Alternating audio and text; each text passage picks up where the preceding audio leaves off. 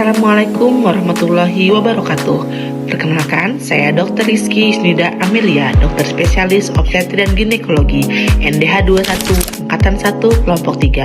Peserta pelatihan dasar CPNS Pola Fasilitasi antara pemerintah Kabupaten Tanah Laut dengan Badan Pengembangan Sumber Daya Manusia Daerah Provinsi Kalimantan Selatan tahun 2025. Jadi untuk hari ketiga agenda kedua, berakhlak bersama tutor kami Ibu Grianti Catur Lestari AKS MM.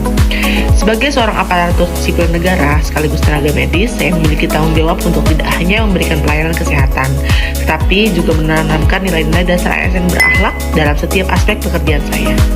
Bagian pertama, makna berakhlak bagi ASN kesehatan.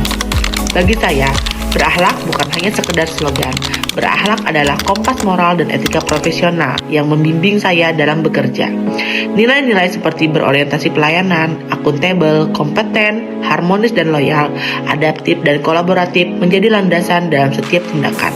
Mulai dari pelayanan pasien di rumah bersalin, penanganan gawat darurat, hingga kolaborasi antar profesi di rumah sakit saya sendiri. Contohnya, ketika saya menghadapi pasien dengan kondisi gawat darurat, saya berusaha memberikan pelayanan yang cepat, tepat, dan penuh empati. Inilah bentuk nyata dari berorientasi pelayanan.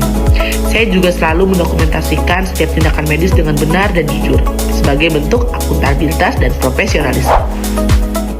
Bagian kedua adalah upaya membangun budaya berakhlak. Untuk membangun budaya bekerja yang berdasarkan nilai berakhlak, saya berusaha menerapkannya melalui beberapa langkah sederhana namun konsisten. Yang pertama, memberikan teladan perilaku. Selalu datang tepat waktu, disiplin dalam SOP, dan memperlakukan setiap pasien dengan hormat tanpa membedakan latar belakang sosial ataupun ekonomi. Yang kedua, mengembangkan kompetensi. Dengan terus belajar, mengikuti pelatihan obstetri terbaru, dan berbagi ilmu dengan rekan sejawat maupun bidan di Ponek. Membangun komunikasi yang harmonis, menjaga hubungan baik antar tim, menghargai perbedaan pendapat, serta membangun suasana kerja yang saling mendukung. Yang keempat adalah beradaptasi dengan perubahan digitalisasi layanan, seperti penggunaan aplikasi SIM-RS di rumah sakit. Yang kelima, menumbuhkan kolaborasi lintas profesi dengan perawat, bidan, dan tenaga administrasi agar pelayanan berjalan efektif dan berorientasi pada keselamatan pasien. Bagian yang ketiga adalah potensi penghambat. Namun dalam praktiknya tentu tidak mudah.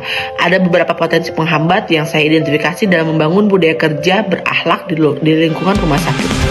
Antara lain adalah keterbatasan sumber daya manusia dan beban kerja yang sangat tinggi, yang bisa membuat sebagian pegawai cepat lelah atau kurang fokus pada nilai pelayanan prima. Yang kedua adalah perbedaan persepsi antar profesi yang kadang menyebabkan miskomunikasi atau koordinasi yang kurang efektif. Yang ketiga adalah kebiasaan lama atau zona nyaman yang sulit diubah, terutama dalam penerapan budaya kerja baru dan sistem digital. Yang keempat adalah kurangnya penguatan internalisasi nilai berakhlak secara rutin di unit kerja tentu sendiri. Bagian yang keempat adalah cara mengatasinya. Untuk mengatasi tantangan tersebut, saya berusaha melakukan beberapa hal berikut. Yang pertama, membangun budaya refleksi harian dengan menilai kembali apakah setiap tindakan saya sudah sesuai nilai berakhlak. Yang kedua, mendorong komunikasi terbuka dan rapat koordinasi rutin agar setiap profesi memiliki visi yang sama dalam pelayanan pasien. Yang ketiga, menjadi agen perubahan kecil di lingkungan kerja, mengingatkan rekan sejawat dengan cara yang positif dan saling menghargai. Yang keempat, meningkatkan motivasi kerja melalui kegiatan virtual, penghargaan kinerja, dan membangun perilaku yang positif. Yang kelima adalah mengoptimalisasi supervisi dan monitoring bagi tenaga muda agar nilai-nilai ASN tidak hanya dipahami, tapi juga dipahami.